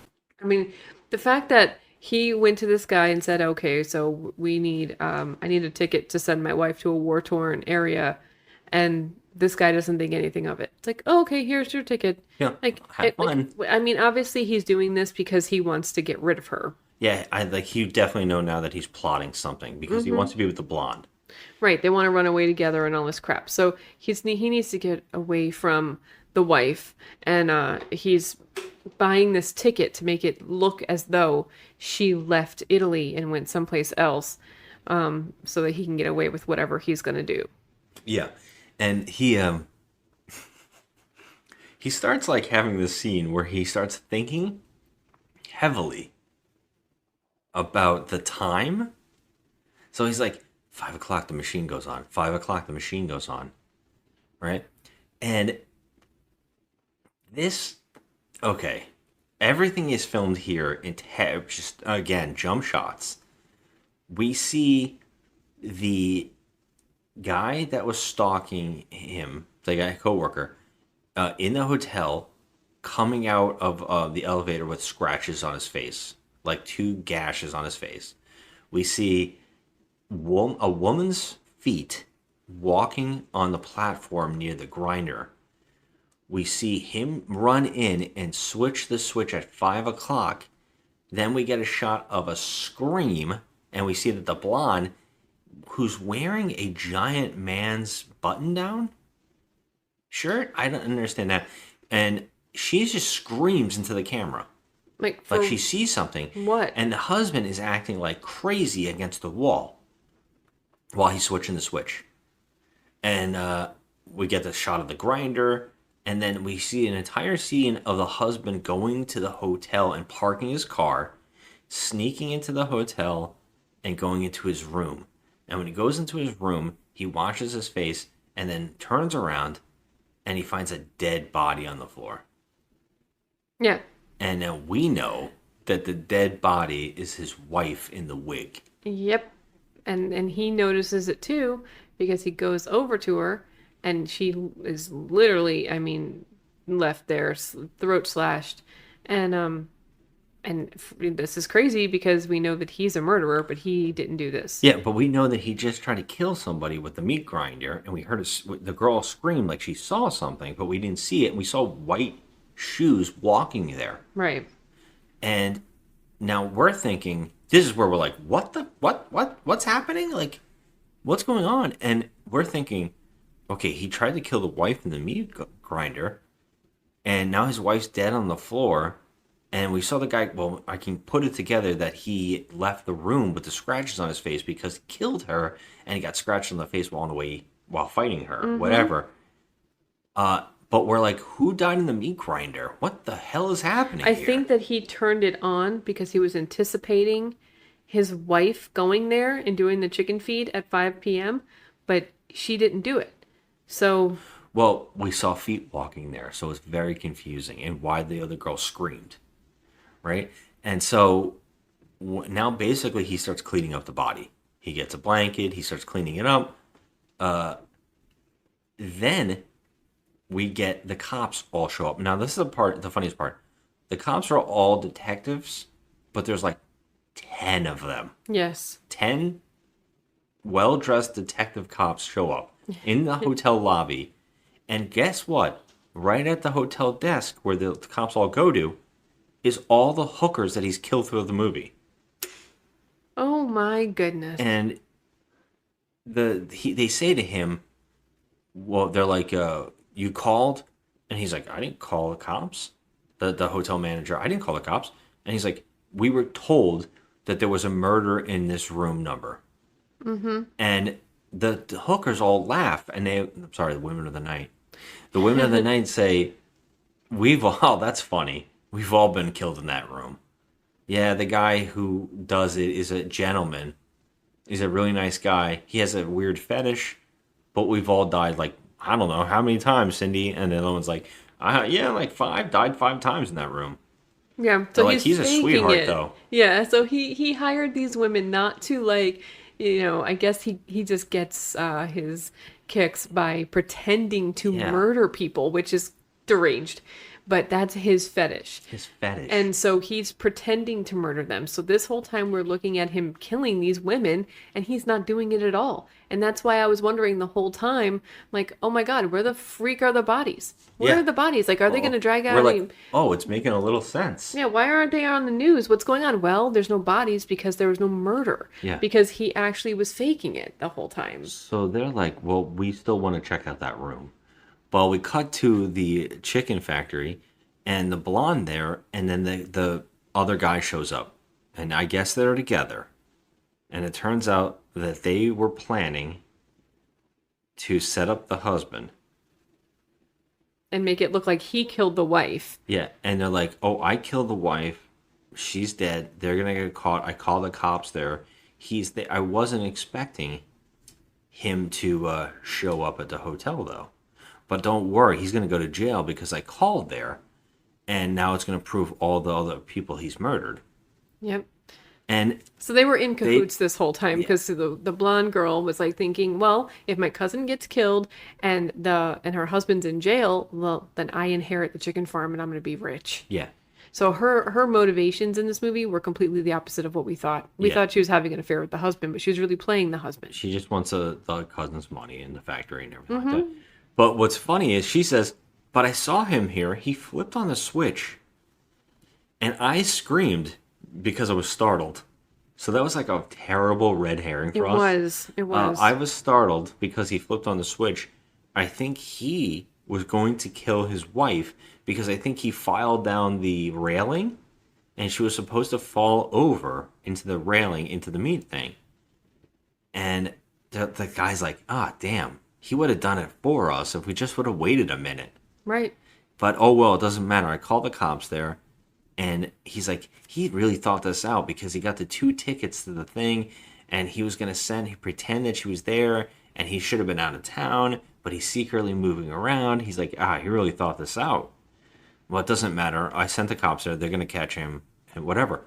What they don't know is that he has snuck out of the hotel with the body and somehow cleaned a pile of blood off a carpet. Mm-hmm. Perfectly cleaned the carpet. It's gone. Because when the cops get in the room, they do not see the blood on the floor. Yep. And nothing is wrong in the room when the cops get in that room.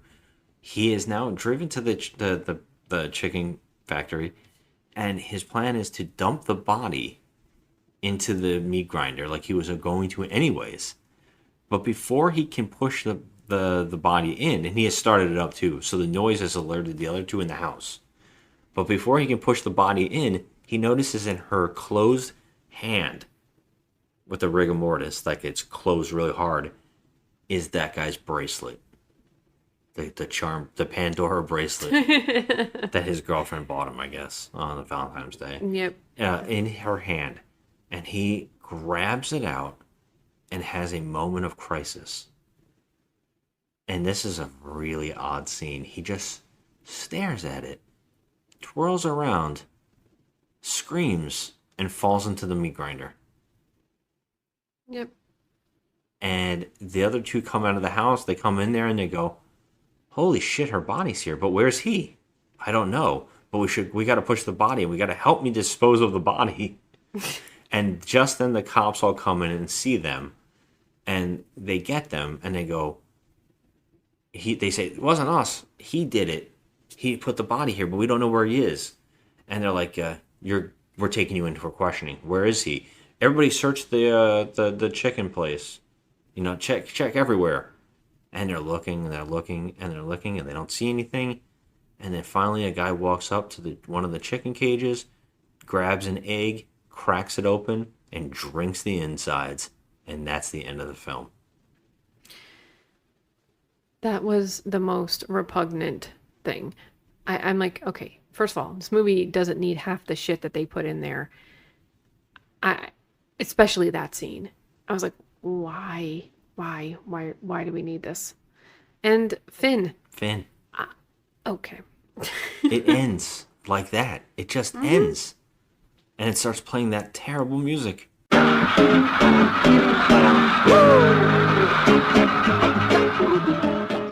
Over credits of chickens with red font of the names on it. I'm going to go ahead and say that I think that this movie held my attention a lot. Simply because I couldn't look away. It was so bonkers. And it almost put me in a seizure because of the freaking back and forth, sped up shots of the median and the road and the just weird shit that they put in there. The directing choices were out of control. Yeah. I have never seen such crazy directing. Like, what is this? What is he thinking? This director. I don't know if he actually wrote this, but I will say this: he wrote one of the worst movies I have ever watched, called Devilfish. This guy wrote that movie too. Oh my god! He didn't direct it because I think Bava's son or somebody directed that movie, Devilfish. It is horrendous, that film. Okay, well, he was the director is Giulio Questi, and he is listed as a writer as well. That's insane. And it does prove a lot about Devilfish being as bad as it was. Oh my god, I cannot. This movie, first of all... This is a trash fire. I've never... When I picked this movie, I was like, okay, this has a weird name. This is everything that we're going to want to talk about. Yeah, I think you're right. You know, like this is, there's no way that a movie with this movie title would be anything less than what it was. Yeah. This movie was like a trash heap, and the directing was all over the place. It was bonkers. And the plot would have been cool if they executed it differently. You know, like you can't just end a movie like that. You can't just end it, you know? Yeah. That guy just disappeared into the grinder. Yeah, that was it. He's gone. He disappeared. No blood, no nothing. Nothing. It's like the same with the dog. It's like, okay, so you choose to put some blood in some scenes and some blood in other scenes, but the one scene that you really needed in, it's not there. Yeah. It's so weird. And, you know, a lot of it makes sense coming back now to me when he was killing the first girl, or, you know, just air quotes, killing the first girl, was because there was no blood on the knife the whole time. So I was like, wait, that's weird. I was going to point that out, but I'm like, no, let me just see where this goes. But the plot was kind of cool. It just wasn't really executed right. You know, like I like the whole double cross, you know, and then it comes right back at you type thing. I like that. I like that. Alfred Hitchcock does that a lot. Mm-hmm. And I really like that. But this movie could have been interesting if it wasn't so goddamn bonkers and all over the place with the directing and the crazy, like, no reasoning for the party. Number one, we didn't need the party. You know, the scene where they're in the room and they're, what is that? Even the hookers fake out death because it doesn't really tie in. No. Because they were going to, even if the cops found the wife dead, it wouldn't have mattered about hookers being killed. I'm sorry, Women of the Night. And if they were found dead, they weren't found dead. And it wouldn't have mattered. Nothing would have tied back with that anyways. It's not like they were setting up a history of crazy, violent past with him. It wouldn't have mattered. He just killed his wife would have been enough. Right. And like, they it doesn't matter if he was a killer beforehand. Yeah. I mean, like, he could have always set him up. Right. He didn't need any of that. They didn't need any of that. There was so much in this movie where, like, all right, why do we need this scene? Why do we need the driving scene where we see her parents are killed? Yep. It was just bonkers. I Yeah. mean, they tried to throw a whole bunch of crap behind a decent plot, and we didn't need the crap. We could have just had... Wow, decent plot. I mean, I like the whole double cross thing. I like that, you know? Like, it was a big... Like, wow, he wasn't really killing them. They're standing right there. You know, that's kind of neat. I mean, I guess that reveal was kind of interesting. It was neat. It was a neat reveal. You don't see that all the time. So it didn't matter. Right. It couldn't justify itself. But it also makes us believe that, okay, he's not really a killer.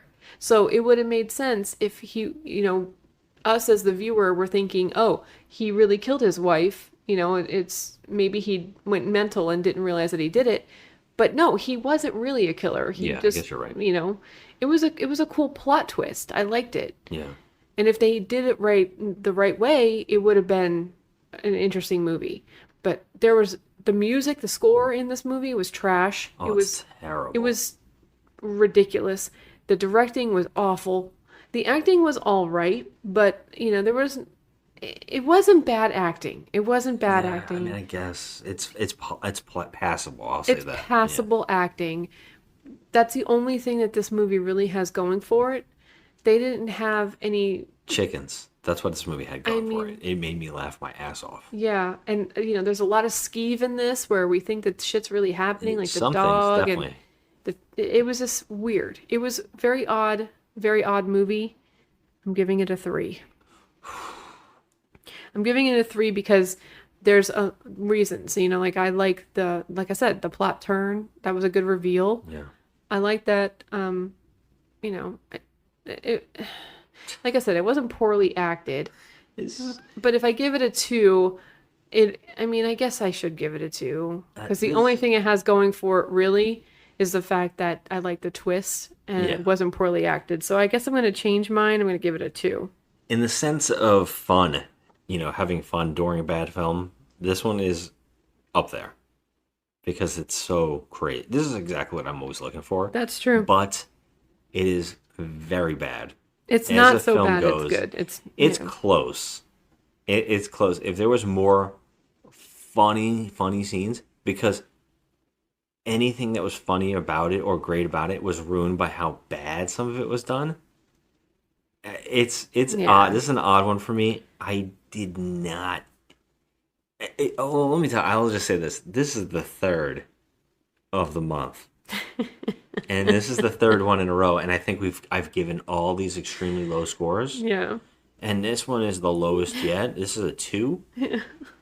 But it's still like people. I mean, some people. I'm glad we're doing it. So if anybody ever hears this, like, this is exactly why you might want to stay away from Giallo, or this might make you want to go watch it more and see more like amazing things about it that we don't see. But this is definitely something that it's unreal. Like, it makes you want to watch it because it's so crazy. That's why I picked different directors, because we're going to go in, you know, we're doing different ones each time. So we have to see at least one of these has to give us something. Yeah. I mean, they're definitely different directing styles for sure. I think, by the way, we wanted really badly at the end of this film, because we didn't talk about it during the entire rundown of the plot, because is a strange thing with eyes. In the opening, we forgot to mention that one of the weird jump cuts was him putting drops in his eyes, and then him talking about the color of his eyes throughout the film. And we kept thinking, is a chicken going to eat his eyes out at the end of this film? And how great that would have like, been. okay, we need like a the mutated chickens chicken. kill him, because there's a mutant chicken thing in this movie, and there is eye talk and him wearing sunglasses, and something's gonna happen. There's some reason this stuff's being set up. Like they say that Chekhov's gun thing, right? Mm-hmm. If you set up something in the first half, it should come back in the end. Like that's the only reason to establish it. Yeah. And this movie's establishing things that don't mean shit. And it really feels like it needed to mean shit. And I'm sure there's someone out there that's going to say, oh, you missed the metaphor of what they're talking about and all this stuff. Okay. And whatever that is, it did not connect to me mentally or in any sense, at any plane. So I can't give it that credit. You know, I wish I could. I wish I was smart enough to know what the hell you're talking about, but I can't see it. I don't think there's a hidden metaphor in there. I'm sorry. I don't. feel like there might be something we're missing, but I don't see it. Like right now, I just shocked. I was laughing at how bad it was so much about this one. I mean, it gave us a lot to look at each other and be like, you know, what the fuck? Yeah. The whole time What we're the like, fuck? it gave us a lot of that. Like there was just so much of it.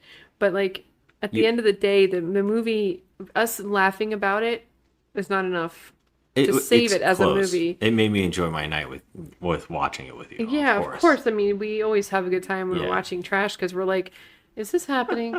Well, let me say this: you have one more Yes. to blow me away, finding me a classic. Well, I don't think it's gonna happen, but I just like putting it on you as pressure.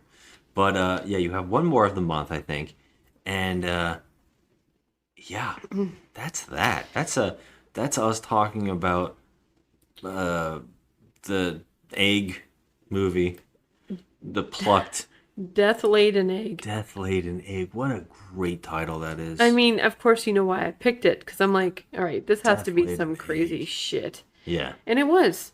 It was crazy. It sounds like a Zucker Brothers version of a horror movie. Death Laid an Egg. I would like to see their version of I this. would love to.